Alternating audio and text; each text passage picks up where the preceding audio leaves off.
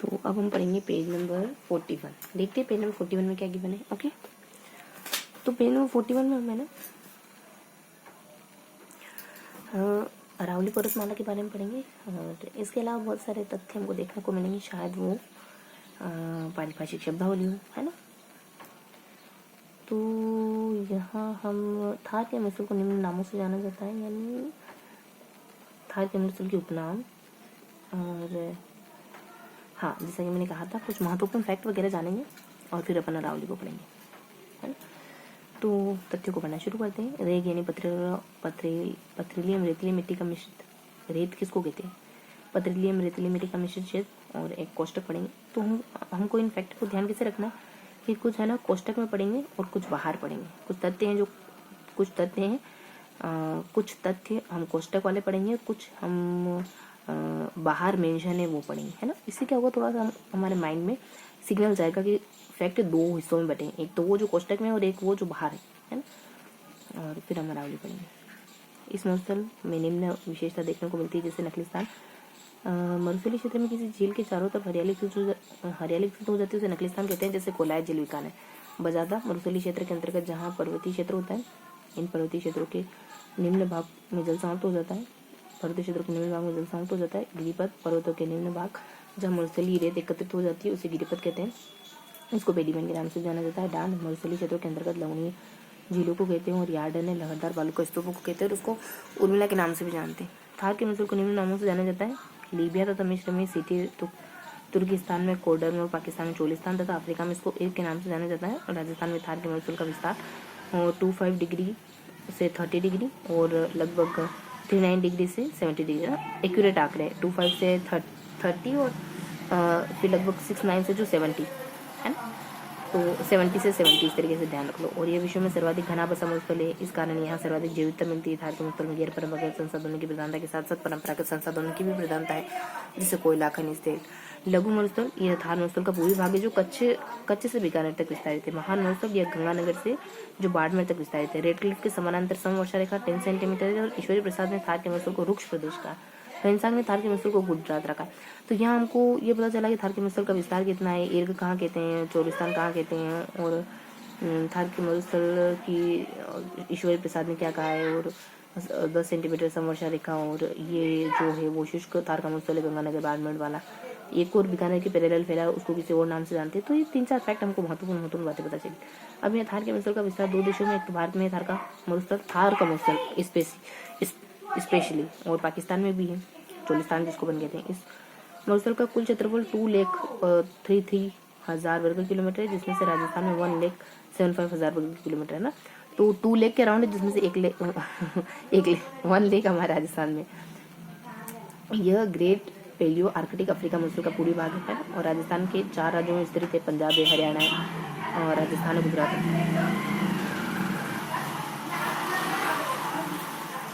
ठीक है, तो यह 4 राज्यों में विस्तारित है। और अरावली के पश्चिम में 58% भूभाग और मरुस्थल है, जबकि राजस्थान में कुल इसका मरुस्थल कुल मरुस्थल 68 है। अरावली के पश्चिम में लगभग 58% है, 2-3% कम है। और टोटल राजस्थान में 61% है। और थार का मरुस्थल विश्व का सबसे युवा मरुस्थल है, सर्वाधिक घनत्व वाला, जनसंख्या घनत्व वाला, सबसे नया है और सबसे ज्यादा जनसंख्या रहती है। पूरे जितने भी मरुस्थल है ना, उन सारे मरुस्थल में से हमारा थार का मरुस्थल ऐसा है जहाँ पर बहुत सारे लोग निवास करते, मतलब बहुत सारी जनसंख्या है। विश्व का सबसे अधिक जैव विविधता वाला मरुस्थल है, और यह भारत का सबसे गर्म शुष्क मरुस्थल है। यह टर्शियरी जमाओं के खनिज तेल, प्राकृतिक गैस तथा लिग्नाइट कोयला के भंडार स्थित है ना। और गर्मियों में पश्चिमी रेगिस्तान में उत्पन्न होने वाली निम्न वायुदाब क्षेत्र की मानसूनी पवनें आकर्षित होती है, संपूर्ण भारतीय उपमहाद्वीप में ऋतु चक्र को निमित करती है। गर्मी में पश्चिमी रेगिस्तान में उत्पन्न होने वाली निम्न वायुदाब क्षेत्र की मानसूनी पवनें आकर्षित होती है, संपूर्ण भारतीय उपमहाद्वीप में ऋतु चक्र को प्रभावित करती है। तो गर्मी में बहुत तेज आंधियां चलती है ना। मरुस्थल का प्रवेश द्वार, मरुस्थल का सिंह द्वार, मरुस्थल का केंद्र जोधपुर, ग्रामीण जोधपुर को कहते हैं। मरुस्थल का सिंह द्वार किसको कहते हैं? राजस्थान का सिंह द्वार तो अलवर है, लेकिन मरुस्थल का सिंह द्वार जोधपुर है ना। राज्य के निम्न संभाग एवं जिलों में मरुस्थल का विस्तार है। बीकानेर संभाग में, जोधपुर संभाग में, पाली संभाग में, सीकर संभाग, जयपुर, उदयपुर, है ना। तो जयपुर में, उदयपुर में, जोधपुर में, बीकानेर में, जयपुर, जोधपुर, उदयपुर, बीकानेर। इसके अलावा पाली है, सीकर है, अजमेर है ना। जयपुर, जोधपुर, उदयपुर, है ना। जयपुर, जोधपुर, उदयपुर, बीकानेर, ये जो महत्वपूर्ण बड़े बड़े जिले। इसके अलावा एक दो और ध्यान रखो, ई की मात्रा वाले पाली, सीकर, समझ में। इन सारे संभागों में क्या है, रेगिस्तान है। इनके भी पर्टिकुलरली इलाकों में ही नहीं, इनके सभी इलाकों में होगा। अब बीकानेर संभाग में कौन कौन से जिले आते हैं वो हमको पता करना होगा। सीकर में कौन सा आते हैं, जयपुर में कौन सा आते हैं, उदयपुर में कौन सा आते हैं। नहीं, उनमें से भी किसी, उनमें भी पर्टिकुलरली इलाके में ही है। जैसे उदयपुर संभाग खाली राजसमंद में ही रेगिस्तान है, अजमेर संभाग के इन 4 जिलों में। तो ये भी हमको स्पेसिफाई करना होगा। 4 जून 13 में राजस्थान यूनिवर्सिटी की रिपोर्ट में 17 जिले महोत्सव में बताए गए। 70 जिलों में ये सारे जिले आते हैं। एक रिपोर्ट है ना, उसके अनुसार 2013 में आई थी और 17 जिलों में महोत्सव है। 3 और 7 से हमारा 10 का आंकड़ा पूरा हो गया है ना। तो कौन कौन से जिले हैं, तो उसके लिए अपन ट्रिक बना लेंगे तो चीज़ें थोड़ा बेहतर होगी। BHSCJB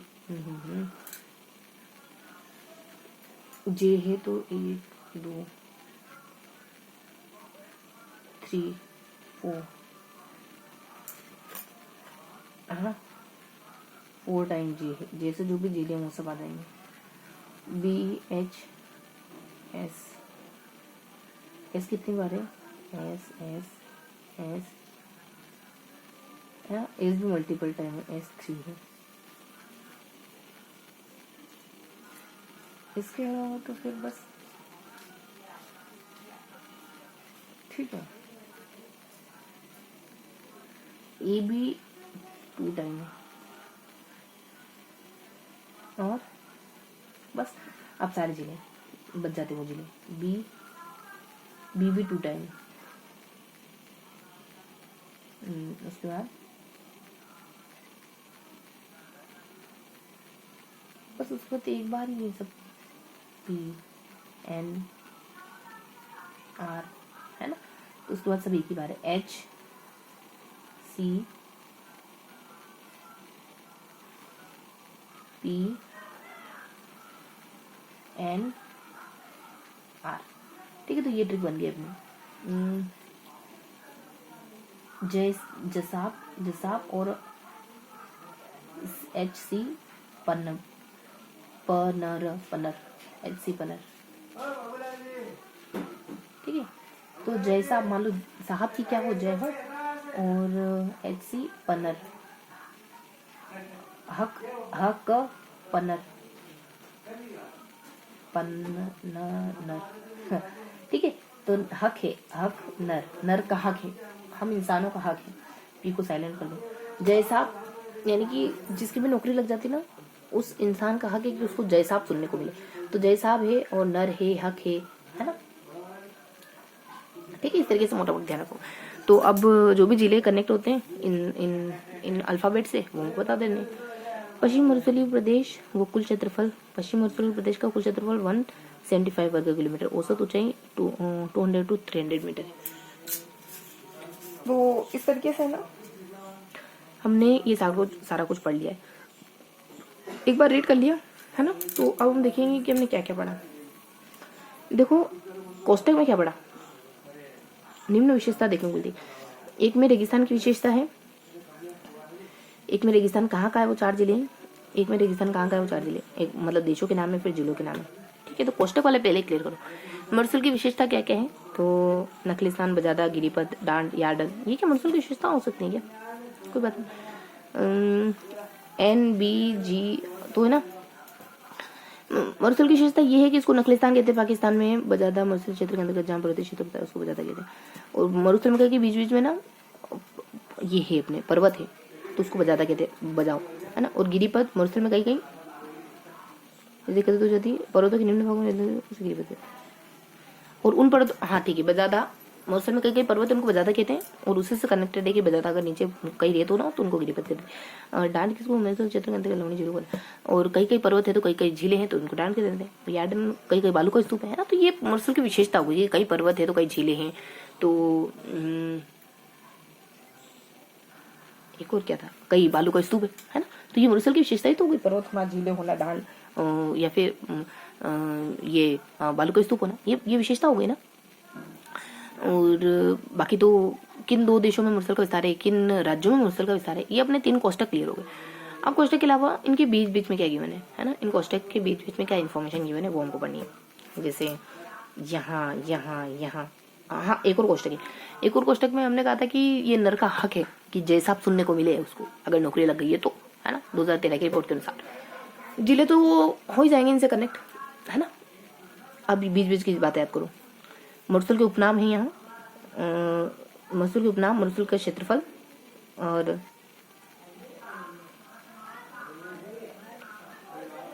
ये विशेषता है नीचे, है ना। तरशील जमाव है। धार का मौसम विश्व का सबसे युवा, विश्व का सबसे अधिक जैव विविधता वाला मौसम है। चलो, तो उपनाम, क्षेत्रफल और विशेषता है ना। तो मोटा मोटी हमको ध्यान रखो, मरुस्थल की विशेषता देखने को मिल जाएगी, फिर कुछ खास नहीं है, फिर थोड़ा थोड़ा सा है, बस थोड़ा थोड़ा सा कि कितना कितना क्षेत्रफल है मरुस्थल का। लास्ट में मरुस्थल की एक दो कोई विशेषता होगी तो ये कि युवा मरुस्थल है, यहाँ वनस्पति सबसे ज्यादा है, यहाँ सब जनसंख्या भी सबसे ज्यादा रहती है, हमारा मरुस्थल सबसे ज्यादा युवा मरुस्थल है ना। ये तो बहुत थोड़ी थोड़ी सी इन्फॉर्मेशन है कि 2 लाख है टोटल, उसमें से 1 लाख है टोटल, हमारा 61% है, अरावली के पूर्व में कितना है 58% है। तो ये तो बहुत बेसिक बेसिक बात है ना। हम संभाग के साथ, हाँ बस ये है। तो देखो, मरुस्थल की मेन तो हमको मरुस्थल की विशेषता मरुस्थल के उपनाम पढ़ने होंगे, निम्न नामों से जाना जाता है, उनको अपन अच्छे से याद कर ले तो समझो कि याद हो गया। तो बताओ मरुस्थल को किस किस नाम से जानते हो? गर्मियों का मौसम है हमारे यहाँ भी बहुत, ठीक है। तो मरुस्थल को किस किस नाम से जानते हो? चोलिस्तान, इर्ग, सिटीर, तुर्किस्तान में कोडम, है ना, मिश्र में सिटीर, कोडम, सिटी बजाओ, कोडम, इर्ग, चोलिस्तान, है ना। सिटी बजाओ, कोडम, छोटे छोटे से नाम है, कभी इर्ग है तो कभी सिटीर है तो कभी कोडम है तो कभी चोलिस्तान, छोटे से बड़ी की तरफ, इर्ग, सिटीर, कोडम, चोलिस्तान, है ना। और अजीब अजीब भी है, कोडम, इर्ग, सिटी बजाओ, चोलिस्तान, अजीब भी, छोटे भी। विश्व में सर्वाधिक घना मरुस्थल है, यहाँ कोयला पेट्रोल मिल जाता है। महान मरुस्थल, हाँ, लघु मरुस्थल किसको कहते हैं? ये उपनामी तो है, हमें उपनामी तो पढ़ने थे। लघु मरुस्थल कौन सा है, महान मरुस्थल कौन सा है ना। और इसको लघु मरुस्थल, मतलब लघु मरुस्थल कहते हैं, महान मरुस्थल कहते हैं, रुक्ष कहते हैं, गुजरात कहते हैं। ईश्वर प्रसाद ने रुक्ष कहा है, ईश्वर उठना नहीं चाहिए हमसे तो रुक्ष नहीं होना चाहिए। हिंसांग ने गुजरात कहा है ना। संग संग, तुम्हारे संग रात भर बातें करी मैंने, गुजरात ऐसा करके याद रख लो। लघु है, महान है, ईश्वर प्रसाद, रुक्ष, संग, रात भर बातें करी तुम्हारे संग। बाकी तो इर्ग, कोंडम, चोलिस्तान, सिटीर, ये सब तो कहते हैं। तो ये हमारे नाम भी यूं याद हो गए, सारे नाम क्लियर हो गए ना। अब मैंने कहा था वो बाकी तो कुछ है ही नहीं, 2 लाख में से 1 लाख बताओ। इसके अलावा नीचे की तरफ इतनी सी विशेषता है। युवा मरुस्थल, सर्वाधिक घना मरुस्थल, सबसे घना मरुस्थल, वायु दाब निम्न 61%। ये तो 61% नहीं एडजस्ट कर देंगे तो अपन।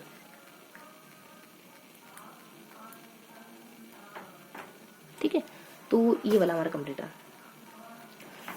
इन संभागों में बहुत ज्यादा डेप्थ में नहीं जाएंगे। जयपुर, ग्रामीण, कोटपुतली, बरूर के ये ध्यान रखो। खाली उदयपुर संभाग में खाली एक ही संभाग में, संभाग को तो ध्यान रखेंगे अपन। यहाँ जाओ, अरावली पर्वतमाला, अरावली के मध्य उत्तरी रेल में दक्षिण दक्षिण है, उत्तरी रेल शेखावटी, पूर्वी पहाड़ियाँ हैं। शेखावटी में शिखर जो पूर्वी पहाड़ी में जयपुर अलोर में। उत्तरी अरावली है, मध्य अरावली, दक्षिण। देखो दक्षिण अरावली उन्होंने पहला पढ़ा था, काबू है और दक्कन का पढ़ा, 2 भागों में बांटते हैं। मध्य अरावली को यार तुमने फिर से इनको डिवाइड कर दिया। अरावली को हमने अच्छा खासा याद करा था क्लास की। जो दक्षिणी अरावली ना उसको अपन 2 हिस्सों में बांटते हैं, दक्कन का पठार और आबू पर्वत। अब तुमने बीच मध्य अरावली को भी कह दिया, अजमेर ने, राजसमंद ने ऐसा कर लिया। शुरुआती अरावली को भी जिलों में बांट दिया कि एक अरावली वो जो शेखावटी में और एक अरावली वो जो जयपुर में, जयपुर अलवर में। ठीक है, तो एक अरावली वो है जो शेखावटी में उत्तर वाली, और एक वो है जो अलवर जयपुर में। मध्य वाली एक वो जो अजमेर में है, राजसमंद में, और लास्ट वाली दक्कन और है सरी, दक्कन और विंध्यन, आबू पर्वत। दक्कन क्या, भोराट और आबू पर्वत, ऐसे भोराट उदयपुर में ही है। तो अपन तो भोराट पहले वाला ही कहेंगे, मेवाड़ खंड कर दिया। पहले हमने पढ़ा था कि भोराट का पठार कहा था इन्होंने, तो अपन भोराट का पठार अपन लिख लेते। ठीक है, अजमेर में, राजसमंद में, जिसको अपन मारवाड़ खंड कहते हैं, छोट में करना चाहो तो। बस ये अपने कंप्लीट रहा। राजसमंद, चित्तौड़, भीलवाड़ा, 4, 1, 2, 3, 4, 5 जिले ऐड कर दिए इन्होंने। पहले तो खाली भोराट का पठार रहा था, मेवाड़ खंड, अब उसको मेवाड़ खंड कह दिया और फिर उसमें 5 जिले। ये ना अच्छा मेवाड़ वाला खंड आ जाएगा पूरा। मेवाड़ तो मेवाड़, उदयपुर, राजसमंद, चित्तौड़, भीलवाड़ा, डूंगरपुर, ये सब मेवाड़ी। तो डूंगरपुर भी ले लिया इन्होंने, हाँ डूंगरपुर भी मेवाड़ी होगा। हाँ तो कुछ नहीं, मतलब हमने पहले जो याद रखा था बिल्कुल वैसा के वैसा ही है। नीचे आ जाओ। इसका विस्तार कितना है, किसका, अरावली का। तो वहाँ तो 23 थी, यहाँ अपन कहते 25 30 70 70, ये अपने उसका मुश्किल का। इसका कितना है, इसका सब बेचारा आधा आधा ही है, सब में थोड़ा थोड़ा कम कम ज़्यादा 22 28 70 भी नहीं है, 72 और 80 भी नहीं है, 77 है ना। 20 नहीं है 23 है, 30 नहीं है 28 है, 70 नहीं है 72 है, 80 नहीं है 77 है, सब आधा अधूरा है, ऐसे कर याद रखो। सब मतलब कंप्लीट होने में थोड़ा सा बाकी, कंप्लीट ही ये सब ना, लगभग कंप्लीट है। राज्य में अरावली के उत्तर पूर्व से दक्षिण पश्चिम में देहली संरचना का विस्तार इसके समानांतर है। अरावली पूर्व खाना में अनेक वन्य मिलते हैं। ये राजस्थान का एक योजना है जिसको राजस्थान की जीवनता भी इसका कारण खनिज को दिखता है। जो और उत्तर प्रदेश में क्वार्जट की व्यवस्था, देखो क्वार्जट अरावली पर्वत को विष्णु पुराण में एक परिपत्र भौगोलिक भाषा में मेरू और राजस्थानी भाषा में आड़ावाटा कहते हैं। ये भी यहाँ पे भी उपनाम देखने को मिलेंगे अरावली के। और उत्पत्ति प्रतिक्रमण युग में 65 सालों पहले अरावली आई थी। इसके उपनाम क्या है ना, कब अरावली कब बनी, इसके क्या क्या उपनाम है, परिपत्र का मतलब अलग अलग चीज़ों को अलग अलग नामों से बुलाते हैं, आड़ावाटा परिपत्र, लोकल लैंग्वेज में इसको, भौगोलिक भाषा में तो मेरू कहते हैं। अरावली एक विशिष्ट पर्वतमाला श्रेणी के रूप में इसकी तुलना उत्तरी अमेरिकी महाद्वीप के अल्पेशियन पर्वत, इसको तुलना अमेरिका के पर्वत से करते हैं। अरावली की तुलना अमेरिका के अल्पेशियन से करते हैं। प्रमुख रूप से औषधि रूपांतर चट्टानों से औषधि बची कुछ जो चट्टान है ना उससे ये बनी। इसकी औसत ऊंचाई 393 मीटर है, मतलब लगभग 1000 मीटर के आसपास इसकी ऊंचाई। उसमें सबसे वलीक और मोरदार पर्वत माना है। और अरावली की शुरुआत अरब सागर की मिनिकोय द्वीप से। कितने अच्छे अच्छे पॉइंट यार। अरावली की शुरुआत ऐसा मानते हैं कि अरब सागर में मिनिकोय द्वीप वहीं से हो जाती है। अरब सागर को अरावली का पिता कहते हैं। इसका विस्तार 3 राज्य गुजरात राजस्थान। अरे यार ये तो बहुत अच्छे अच्छे फैक्ट हैं। मिनिकोय द्वीप से होती है। देखो शुरुआत कहाँ से होती है, पप्पा से होती है। तो शुरुआत अरब सागर के पिता है ना। और मिनिकोय द्वीप है। इसके अलावा जो भी आपको याद हो, इसके अलावा देखो कितनी बड़ी है अरावली। पप्पा है ना, पप्पा तो नाम रखते हैं अपने। 65 सालों पहले इसका जन्म हुआ था। पप्पा की बात हुई तो जन्म 65 सालों पहले हुआ था। पप्पा ने क्या नाम रखा इसका, तो उपनाम बता दो सारे। ऐसी चीजों को अटैच करते हुए याद रखेंगे, है ना। और पप्पा इसको कंपेयर करते हैं कि तुम मेरे ना वो बेटी और उस बेटी में, मतलब तुम्हें और उसमें कोई अंतर नहीं समझता, अल्पेशियर में और तुमने, ऐसा करके याद करोगे। तो ये हमने ये अरावली का भी जैसे तैसे करके अरेंज करके सारे पॉइंट अच्छे से कवर कर लिए बस।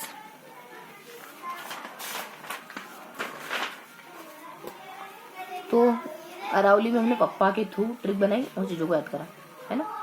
1000 मीटर तक ऊंची, इतनी लंबी चौड़ी अरावली को हमने इस तरीके से अरेंज करा। कोष्टक में चीज़ें पढ़ी जो ऐसे याद है, कोष्टक के बीच की चीज़ें पढ़ी जो वो भी हमको ऐसे याद है।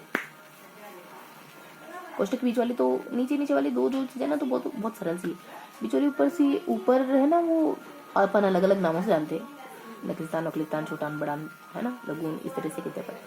और इसके अलावा जो बाहर आए, ये तो कोष्टक के बाहर की चीजें जो भी हमने लास्ट में, और कोष्टक की चीजों पे आए तो पहले में ना हम इसकी विशेषता पढ़ते हैं। बाकी दो चीजें बहुत आसान है और अरावली का भी देखा, ये हमने फर्स्ट बार रिवाइज कर लिया। अब है ना यहाँ आ जाओ, क्या मतलब पहला कोष्टक क्या है, अरावली की विशेषताएं, इसकी महत्वपूर्ण विशेषता है। और ये वाला कोष्टक क्या है, उपनाम। बस तो ये हमने पढ़ा। फर्स्ट बार रिवाइज हो गया और सेकेंड बार रिवाइज हो गया। फर्स्ट बार तो करने के बाद ही बोलते हैं, है ना, लास्ट बार इसका नहीं लिखेंगे। That's all. 3 कोष्टक बाहर पढ़े, तीन बातें अंदर पढ़ी, सामने अरावली पढ़ी। That's all. ये हमारा थर्ड बार रिविजन हो गया। थोड़ा सा लिखेंगे 41। यहाँ अगर इसको एक पेज मानो, 2 इससे कर लो। यहाँ तो हमने पूरी अरावली पढ़ी, अरावली के बारे में पढ़ा पूरा। इसके अलावा यहाँ मुरसल के बारे में पढ़ा, यहाँ मुरसल के बारे में पढ़ा, यहाँ पढ़ा, यहाँ पढ़ा, यहाँ पढ़ा, है ना, मुरसल के बारे में। 3 मतलब ये तो 3 बाहर की चीजें हो गई, अंदर की चीजें हो गई कोष्टक की। इसके अलावा 3 चीजें बाहर भी पढ़ी, कुछ यहाँ पढ़ा, कुछ यहाँ पढ़ा, कुछ यहाँ पढ़ा। ठीक है, तो बहुत ज्यादा रिवाइज करने की जरूरत तो नहीं, है ना। तो ये था अपना 41। मिलते हैं अगले पेज, अगले सेशन में।